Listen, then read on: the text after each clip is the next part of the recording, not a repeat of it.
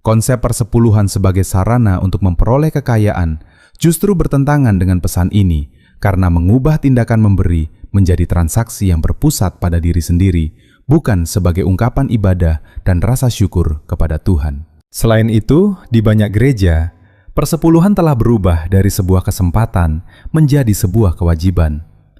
Jemaat seringkali merasa tertekan untuk memberikan 10% dari penghasilan mereka, bahkan terkadang disertai ketakutan bahwa kegagalan melakukannya akan membawa hukuman ilahi atau kutuk. Pendekatan seperti ini menumbuhkan legalisme, di mana tindakan memberi diperlakukan sebagai kewajiban yang harus dipenuhi demi menghindari ketidaksenangan Tuhan, bukan sebagai respon sukarela terhadap kasih karunia-Nya. Dalam beberapa kasus, pemimpin gereja bahkan menggunakan rasa bersalah untuk memanipulasi jemaat agar memberi, dengan menjadikan persepuluhan sebagai ukuran komitmen seseorang kepada Tuhan. Namun, mari kita mundur sejenak dan melihat gambaran yang lebih besar. Alkitab secara konsisten mengajarkan bahwa pemberian berkaitan dengan hati, dengan apa yang ada di dalam diri kita. Yesus dan Paulus sama-sama menekankan bahwa kemurahan hati harus lahir dari kasih, sukacita, dan pengorbanan, bukan dari kewajiban yang bersifat legalistik.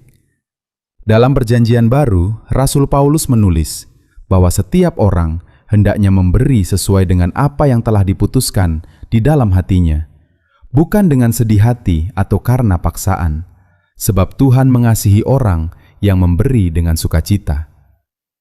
Fokusnya adalah pada pemberian yang disengaja dan sukarela, yang digerakkan oleh kasih yang mendalam kepada Tuhan, serta kerinduan untuk memenuhi kebutuhan sesama. Dalam kekristenan modern, persepuluhan seringkali dianggap sebagai penanda kedewasaan rohani.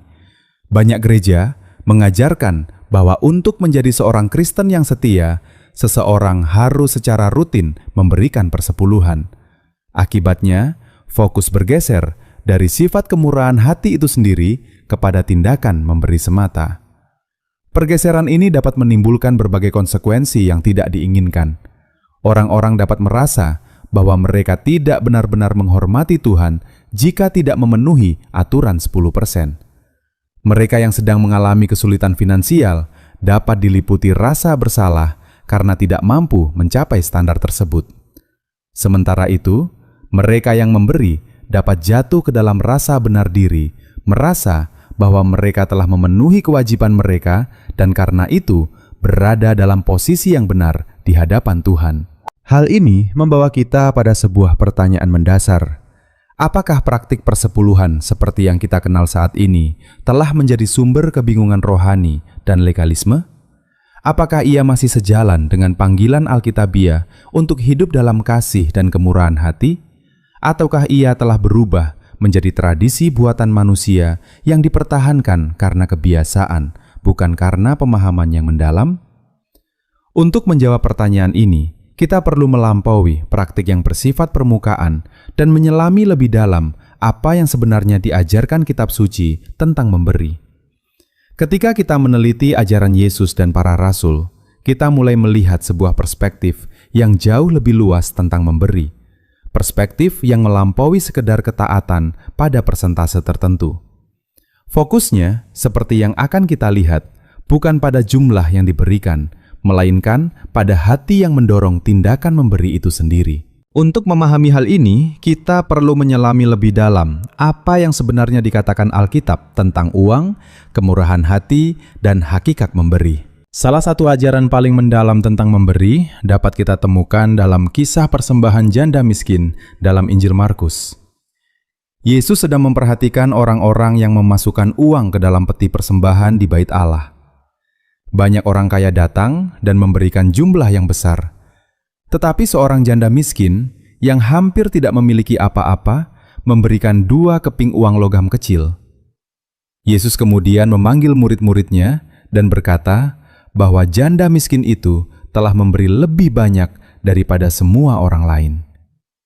Mereka memberi dari kelebihan mereka, tetapi janda itu memberi dari kekurangannya, bahkan seluruh nafkah yang ia miliki untuk hidup. Dalam kisah ini, Yesus menegaskan bahwa ukuran sejati dari pemberian bukanlah seberapa besar jumlah yang kita berikan, melainkan pengorbanan dan kasih yang menyertainya. Janda itu memberi dari kemiskinannya, sebuah pemberian yang jauh lebih berarti dibandingkan dengan jumlah besar yang diberikan oleh orang-orang kaya yang masih memiliki banyak sisa. Ajaran ini dengan jelas mengalihkan fokus dari angka atau persentase tertentu kepada semangat pengorbanan dan kepercayaan kepada Allah. Yesus menekankan bahwa Allah menghargai kerelaan kita untuk menyerahkan diri, bukan kemampuan kita untuk memberi dalam jumlah besar. Bagi janda itu, persembahan kecilnya merupakan ungkapan yang sangat mendalam dari kepercayaannya kepada pemeliharaan Allah. Paulus dalam surat-suratnya menggemakan prinsip yang sama. Ia menulis bahwa setiap orang hendaknya memberi sesuai dengan apa yang telah diputuskan di dalam hatinya, bukan dengan sedih hati atau karena paksaan, sebab Allah mengasihi orang yang memberi dengan sukacita. Perhatikan bahwa tidak ada penyebutan tentang persentase atau jumlah tertentu. Alkitab mengajarkan bahwa kita harus memberi dengan murah hati dan dengan kerelaan, bukan karena terpaksa atau karena rasa takut, melainkan karena kita ingin mencerminkan kasih dan anugerah Allah melalui pemberian kita. Ketika kita memberi, hal itu seharusnya lahir dari rasa syukur, sukacita, dan kerinduan untuk melayani sesama. Yesus juga sering memperingatkan tentang bahaya materialisme dan godaan untuk menjadikan uang sebagai berhala.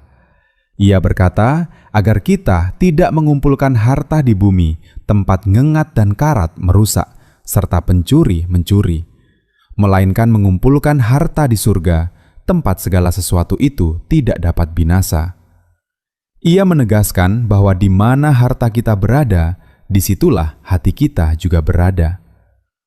Melalui pengajaran ini, Yesus dengan jelas menyatakan bahwa hati kita tidak seharusnya terikat pada kekayaan duniawi. Kekayaan dan kepemilikan kita bukanlah sarana untuk memuaskan diri sendiri, melainkan alat untuk melayani Allah dan sesama. Yesus juga berbicara tentang hati dalam memberi ketika ia memperingatkan agar orang tidak mempraktikkan kebenaran demi dilihat oleh orang lain.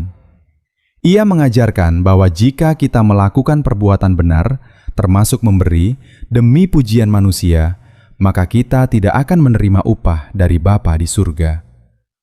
Ajaran ini menekankan bahwa memberi bukanlah sarana untuk mencari pengakuan atau pujian, melainkan sebuah tindakan yang seharusnya dilakukan dengan ketulusan, dengan Allah sebagai satu-satunya saksi. Ketika kita membaca surat-surat Paulus, kita melihat bahwa memberi digambarkan sebagai ungkapan kasih karunia. Paulus mendorong jemaat untuk berlimpah dalam kasih karunia memberi, sama seperti mereka berlimpah dalam iman, perkataan, pengetahuan, dan kasih. Ia menyebut memberi sebagai sebuah tindakan kasih karunia, sesuatu yang mengalir dari kelimpahan kasih Allah.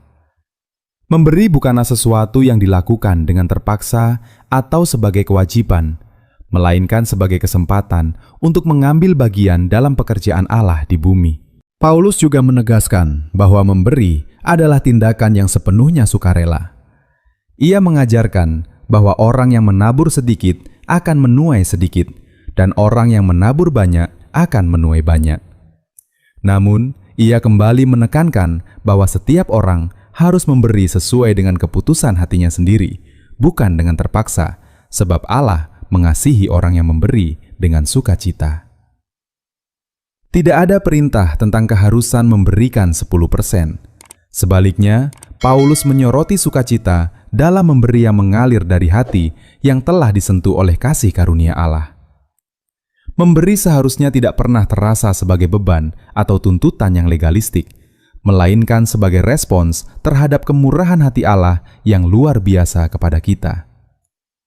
Ketika kita menelaah lebih jauh ajaran Perjanjian Baru, menjadi jelas bahwa persepuluhan, jika diperlakukan sebagai tuntutan legalistik, dapat membawa bahaya rohani yang serius. Inti dari Injil adalah kebebasan di dalam Kristus, dan legalisme dalam bentuk apapun dapat memutarbalikkan pesan sejati tentang kasih karunia. Hal ini menjadi sangat berbahaya ketika persepuluhan dipandang sebagai ukuran utama kesetiaan rohani seseorang. Salah satu masalah terbesar dari persepuluhan yang bersifat legalistik adalah kecenderungannya untuk menjadi alat pengukur kebenaran diri. Hal ini dapat melahirkan keyakinan keliru bahwa dengan memberikan 10% dari penghasilan, seseorang secara otomatis berada dalam keadaan benar di hadapan Allah, terlepas dari sikap hatinya atau aspek lain dalam kehidupannya. Dalam kondisi seperti ini, persepuluhan dengan mudah berubah menjadi praktik yang penuh rasa benar diri, di mana seseorang merasa bahwa dengan memenuhi tuntutan tersebut, ia telah membuktikan kesetiaannya kepada Allah. Yesus dengan tegas menegur bentuk legalisme semacam ini. Ia mengecam orang-orang Farisi yang sangat teliti dalam memberikan persepuluhan, bahkan sampai pada rempah-rempah terkecil, tetapi pada saat yang sama, mereka mengabaikan hal-hal yang lebih penting dalam hukum Taurat, yaitu keadilan, belas kasihan, dan kesetiaan. Mereka begitu terfokus pada tindakan lahiriah persepuluhan, sehingga kehilangan esensi hukum itu sendiri. Melalui teguran ini, Yesus mengingatkan bahwa praktik-praktik legalistik, termasuk persepuluhan, tidak boleh menutupi prinsip-prinsip yang jauh lebih penting dalam kehidupan Kristen.